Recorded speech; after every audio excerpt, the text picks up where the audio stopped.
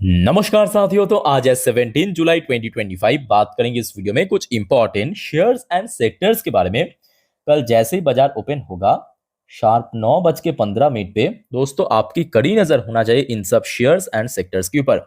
क्यों होना चाहिए नजर? बिकॉज आज इनमें से कुछ वाइटल कंपनी जो कि बाजार के लिए, मतलब हो सकता है कि आपके पोर्टफोलियो में नहीं है, डज नॉट मैटर, बट बाजार के लिए काफी वाइटल है, ठीक है, जिसका रिजल्ट आउट हुआ। और रिजल्ट दोस्तों मैं कुछ नहीं कहूंगा, आप खुद ही देख लीजिए, और जिसका इंपैक्ट आपको कल मार्केट में, मतलब एंटायर मार्केट में, इंडेक्स में आपको देखने को मिल सकता है। तो आइए एक एक करके कंपनी यानी शेयर्स का नाम और कैसा परफॉर्म किया आपके साथ में शेयर करता हूं।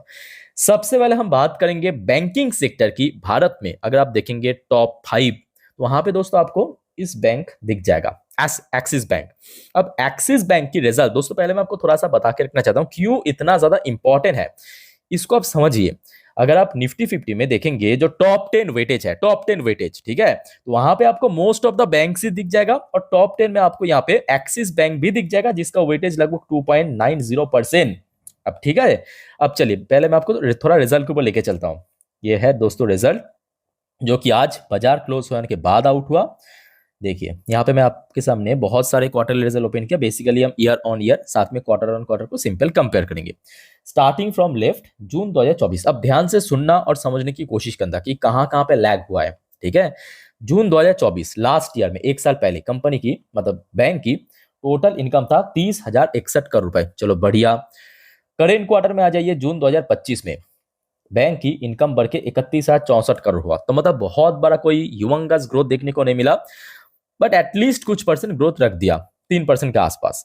अच्छा, मार्च 2025 मतलब क्वार्टर 4 में बैंक की टोटल इनकम था 31,243 करोड़ रुपए। तो इसका मतलब यह है कि जहां पे एक तरफ ईयर ऑन ईयर बेसिस पे थोड़ा सा गेन किया, उसके साथ साथ क्वार्टर ऑन क्वार्टर बेसिस पे थोड़ा सा ड्रॉप भी हुआ। यहां तक क्लियर हो चुका है। तो मतलब इनकम में ऐसा कोई बहुत बड़ा हेर फेर या चेंजेस देखने को नहीं मिला।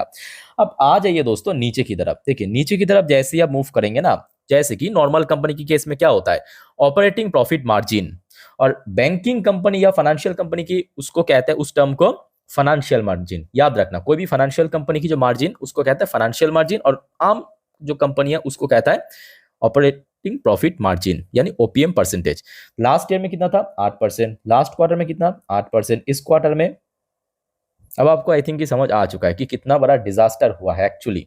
जो मैं मेंशन किया ना, कि ऐसे ही मेंशन नहीं किया थंबनेल पे कि it's a disaster, absolutely disaster. 1% की दोस्तों मार्जिन रह चुका है, जस्ट 1%। आप इमेजिन कीजिए, मतलब अगर वो 1% भी नहीं रहता तो क्या होता।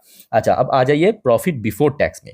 लास्ट ईयर में कंपनी की, मतलब बैंक की प्रॉफिट बिफोर टैक्स था, टैक्स बनने के पहले 8,067 करोड़ रुपए। चलो बढ़िया। लास्ट क्वार्टर में था 9,393 करोड़ रुपए। इस क्वार्टर में कितना हुआ? 7,568 करोड़ रुपए। प्रॉफिट बिफोर टैक्स ड्रॉप हुआ। आ जाइए टैक्स भरने के बाद जो फिगर है। लास्ट ईयर में नेट प्रॉफिट बैंक की था 6,035 करोड़। लास्ट क्वार्टर में था 7,118 करोड़। चलो बढ़िया। इस क्वार्टर में 5,806 करोड़। तो मतलब quarter on quarter and year on year both segment पर दोस्तों गिरावट हुआ। अब आपको देखने के बाद लग सकता है कि सर कितना ही गिरा, ये तो बस 4% की गिरावट। अगर आप देखेंगे ईयर ऑन ईयर बेसिस पे सिर्फ और सिर्फ 4% की डिक्लाइन देखने को मिला, तो जी नहीं, यहाँ पे आप थोड़ा गलत हो। गलत क्यों हो? क्योंकि यहाँ पे सिर्फ और सिर्फ 4% मायने नहीं रखता। मायने रखता है फाइनेंशियल मार्जिन श्रिंक किया, उसके कारण ड्रॉप हुआ है। उसके साथ साथ दोस्तों आज की डेट में देखिए, लास्ट क्वार्टर तक जो बैंकिंग सेक्टर की या बैंकिंग कंपनीज की जो एनपीए की परसेंटेज, वो काफी हद तक गिर रहा था, ड्रॉप हो रहा था, जो कि अच्छी बात है। एनपीए मतलब नॉन परफॉर्मिंग एसेट, सिंप्लीफाई अगर हम करें तो मतलब ऐसे कुछ एसेट जो कि बैंक की कुछ काम के नहीं है, ठीक है। तो अगर आप देखेंगे इस बार, मतलब इस क्वार्टर में एनपीए की परसेंटेज दोस्तों बहुत ज्यादा बढ़ गया, बहुत ज्यादा बढ़ गया, आप सोच भी नहीं सकते। पहले मैं आपको दिखाता हूं, ये देखिए ग्रॉस एनपीए लास्ट ईयर में कितना था? 1.54%। लास्ट क्वार्टर में कितना था? बहुत कम हो गया था, 1.28% हो गया था लास्ट क्वार्टर में। इस बार देखिए 1.57%। यहाँ पे आपको लग सकता है कि भाई पॉइंट समथिंग तो है, तो जी नहीं, ये बहुत बड़ी बात है, खास करके बड़े बैंक्स की केस में। एक्सिस बैंक को हल्के में मत लेना, ये कोई छोटे मोटे बैंक नहीं है। और नेट एनपीए की परसेंटेज लास्ट ईयर में कितना था? 0.34%। लास्ट क्वार्टर में काफी कम हो गया था, एकदम लोएस्ट पॉइंट पे पहुंच गया था 0.33%। इस बार देखिए 0.45%। और इस लेवल पे बैंक की जो एनपीए कब था मालूम है? आपको थोड़ा रिकॉर्ड दिखाता हूँ, ये देखिए लगभग 2 साल पहले, 2 साल पहले था इस लेवल पे। फिर से उसी लेवल पे पहुंच चुका है। तो दोस्तों अब मैं कुछ नहीं कहूंगा, आपको क्या नहीं लगता कि it's a disaster, absolutely disaster, जो मुझे लगता है। अब देखना पड़ेगा कि कल इसका रिएक्शन। अच्छा, एक और बात याद रखना, एक्सिस बैंक भले ही सिर्फ और सिर्फ इंडियन मार्केट में लिस्टेड है, बट एक्सिस बैंक के अलावा दो भारत की बड़े बैंक, एक एचडीएफसी, दूसरा आईसीआईसीआई, जो कि यूएस मार्केट में याद रखना एडीआर वर्जन पे भी लिस्टेड है। और अभी जो प्रेजेंट स्टेटस है इन दोनों के अंदर दोस्तों, थोड़ा सा प्री मार्केट में ड्रॉप हुआ है। इसका फाइनल अपडेट मैं आपको आज रात की 10:30 के वीडियो में दे दूंगा, डोंट वरी। अब क्यों यूं, मतलब इसका प्रभाव पूरा मार्केट में पड़ सकता है। एक तो देखिए फाइनेंशियल सर्विस सेक्टर, मतलब निफ्टी, जो अभी आपको मैं शुरू में ही दिखाया था कि निफ्टी 50 में अगर आप देखेंगे जो टॉप 10 है उसमें आपको मोस्ट ऑफ द बैंक्स ही दिख जाएगा। और अगर आप सिर्फ और सिर्फ फाइनेंशियल सर्विस सेक्टर की वेटेज भी देखेंगे ना, फाइनेंशियल सर्विस सेक्टर के ओवरऑल 237% की वेटेज है।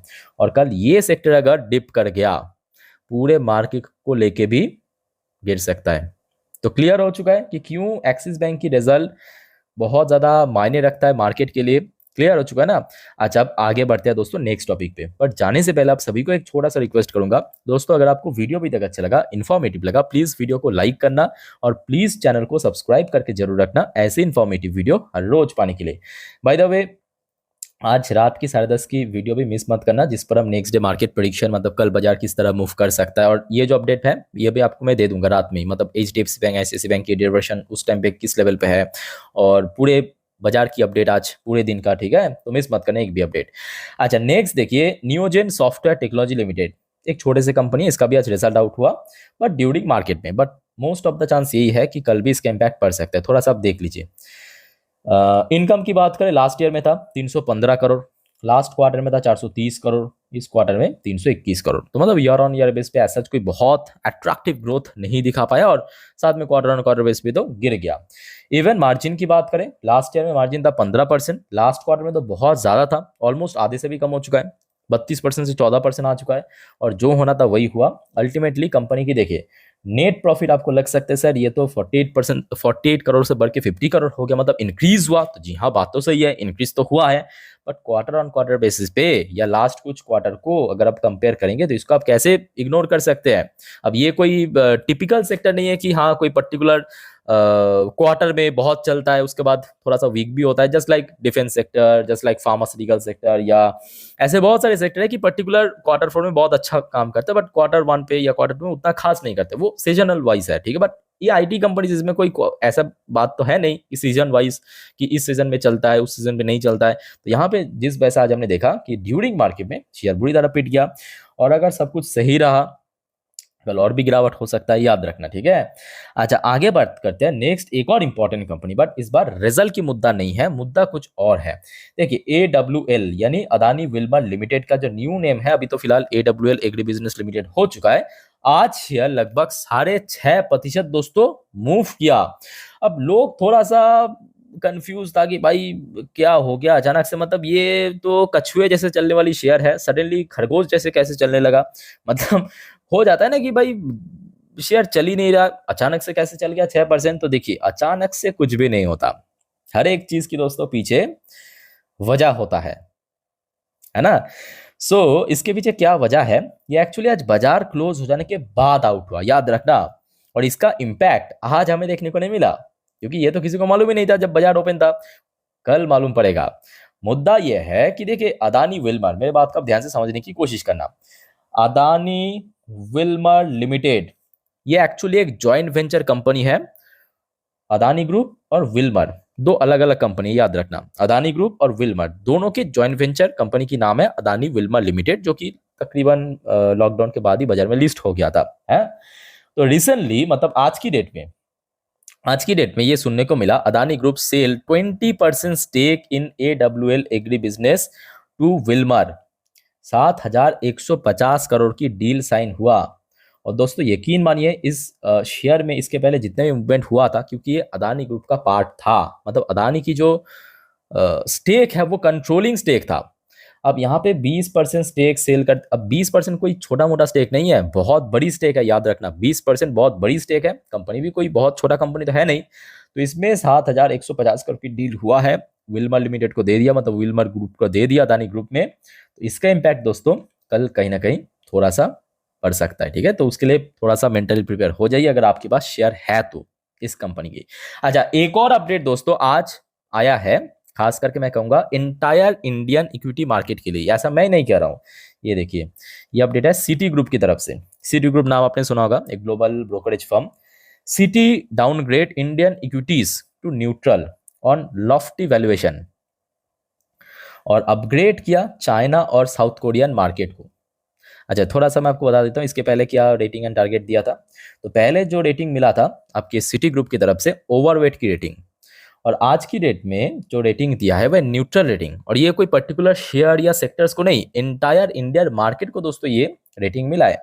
इसके अलावा साथ ही साथ जो south Korean and Chinese market, जो भारत की अब बोल सकते हो एक टाइप का कॉम्पिटिटर भी है, उसको यहाँ पे अपग्रेड करके ओवरवेट की रेटिंग दे दिया। और उसके पीछे वजह क्या है, सिंपल मेंशन किया कि improve earning outlook and reasonable valuation. और ये मैं समझ सकता हूँ कि देखिए ये काफ़ी हद तक सही भी है, क्योंकि देखिए हमेशा आपको न्यूट्रल रह के सोचना चाहिए कि सिटी ग्रुप ने यहाँ पे जो डाउनग्रेड किया है इंडियन इक्विटी को या इंडियन इक्विटी मार्केट को, ये काफ़ी हद तक सही है। क्योंकि अगर आप लास्ट एक साल की भारत की जो कंपनी की अर्निंग्स उठा के देखेंगे, आपको ऐसा कोई ग्रोथ या वो जो उस लेवल की ग्रोथ जो 2023-24 में चल रहा था वो आपको देखने को नहीं मिलेगा। ठीक है, उसके साथ साथ ये बात भी सही है कि वैल्यूएशन तो ऑब्वियसली काफ़ी कंसर्निंग वाली बात है। ठीक है, अब देखना पड़ेगा क्या क्या होता है।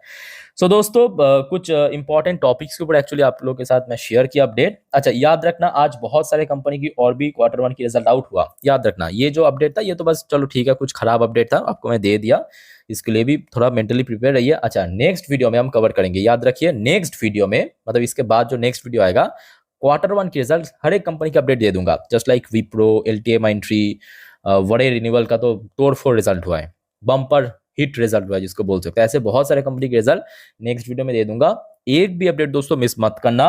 और रिक्वेस्ट करूंगा आप सभी को चैनल को सब्सक्राइब करके जरूर रखना। तो फिलहाल मिलते हैं नेक्स्ट वीडियो में, टेक केयर, बाय बाय, जय हिंद।